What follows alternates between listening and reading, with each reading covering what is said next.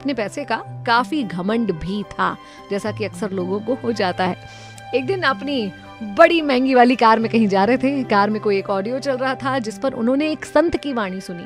उसमें वो संत ये कह रहे थे कि इंसान सारा जीवन पैसे के पीछे भागता रहता है, पैसा कमाने के लिए कुछ भी करने को तैयार हो जाता है। कुछ लोग तो गलत काम करने को भी तैयार हो जाते हैं, क्योंकि वो इस सत्य को भूल जाते हैं कि वो इस पैसे के एक अंश को भी अपनी मृत्यु के बाद अपने साथ नहीं ले जा पाएंगे।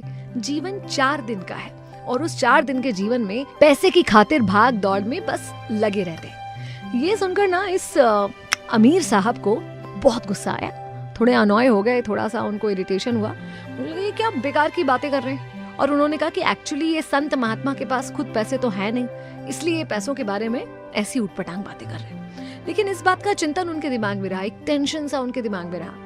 जब अपने दफ्तर पहुंचे तो सारे एम्प्लॉयज को इकट्ठा करा, बोले मुझे बहुत इंपॉर्टेंट बात करनी है। और सारे एम्प्लॉयज से कहा कि भाई मुझे एक ऐसा आइडिया ढूंढ कर लाके दो जिससे मैं मृत्यु के बाद अपनी सारी दौलत अपने साथ ले जा सकूं। लोग समझे कि बॉस बिल्कुल पागल हो चुके हैं और लोगों ने उन्हें अवॉइड करने की कोशिश की। लेकिन बॉस लगातार हर थोड़े दिन में इस पर बात किया करते थे कि उन्हें तो एक ऐसा आइडिया चाहिए जिससे वो मृत्यु के उपरांत अपनी दौलत अपने साथ ले जा सके।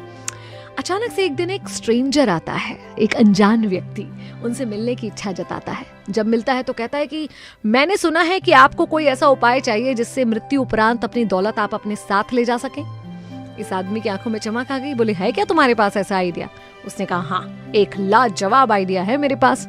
इनने मन ही मन सोचा कि सारी दुनिया मुझे पागल समझ रही थी और फाइनली कोई व्यक्ति आइडिया लेकर आ गए।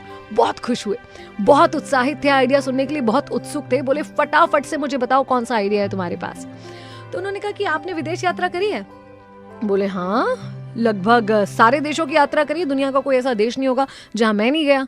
तो बोले अच्छा ठीक है, बड़ी अच्छी बात है। जब आप यूएसए गए थे तो यूएसए जाने के पहले आपने क्या किया था?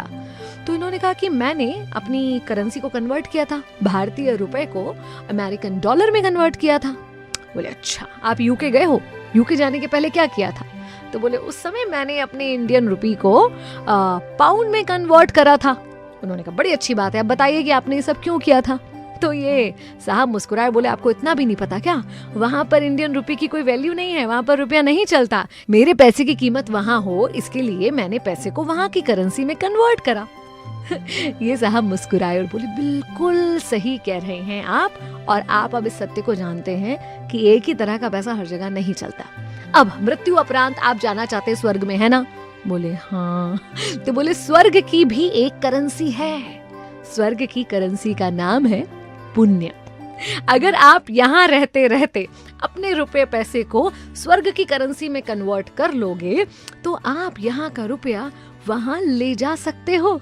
तो अपने समय को बिल्कुल बर्बाद ना कीजिए और जो आपका पैसा है उसे पुण्य कर्मों में, धर्म कर्मों में लगाइए। ये सुनकर उस मिलेनियर की आंखों में चमक आ गई और उसे बात वाकई समझ में आई कि हाँ, ये तरीका है जिससे मैं यहाँ की धन दौलत को वहां लेकर जा सकता हूँ। और उसी दिन से उन्होंने तय किया कि अपने पैसे का सदुपयोग करेंगे, दान धर्म करेंगे, पुण्य कर्म करेंगे, जरूरतमंदों की मदद करेंगे। तो हम और आप क्यों समय बर्बाद कर रहे हैं? क्यों नहीं अभी से अपना हेवनली अकाउंट आप और हम भी तैयार करते, छोटे बड़े जिस रूप में हो सके। क्यों नहीं हम पुण्य कर्म कराते और अपनी करेंसी को भी वहां के लिए कन्वर्ट करके तैयार करते। मैं भी नहीं हूँ, चलो आज कुछ अच्छा सुनते हैं।